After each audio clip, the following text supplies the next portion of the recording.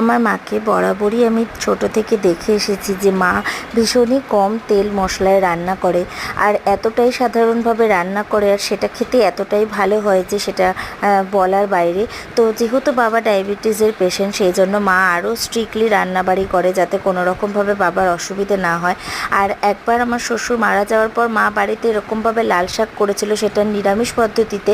আমি এখানে শুধু দুটো জিনিস অ্যাড করেছি, তোমরা চাইলে নাও করতে পারো। সেটা হচ্ছে পেঁয়াজ আর রসুন তেলের মধ্যে ফোড়ন দিয়ে, তারপর এখানে যে কাঁচা লঙ্কা আছে সেগুলো চিড়ে শাকের মধ্যে দিয়ে দেওয়া হয়েছে। এবার শাকটা যতক্ষণ পর্যন্ত জল না টানে ততক্ষণ নাড়াচাড়া করে যাও, তারপর পরিমাণ মতো নুন আর হলুদ দাও। আর নামানোর আগে আগে যেই জল টেনে আসবে শাকের মধ্যে বাদাম আর পোস্ত দিয়ে দাও, তারপর ভালো করে নাড়াচাড়া করে নামিয়ে নাও। একবার করো, খেতে ভীষণই স্বাদ হয়। আর কোথাও যদি তোমাদের ভিডিওটা একটু ভালো লেগে থাকে একটা লাইক আর সাবস্ক্রাইব করো। আর সবাই খুব ভালো থেকো। টাটা।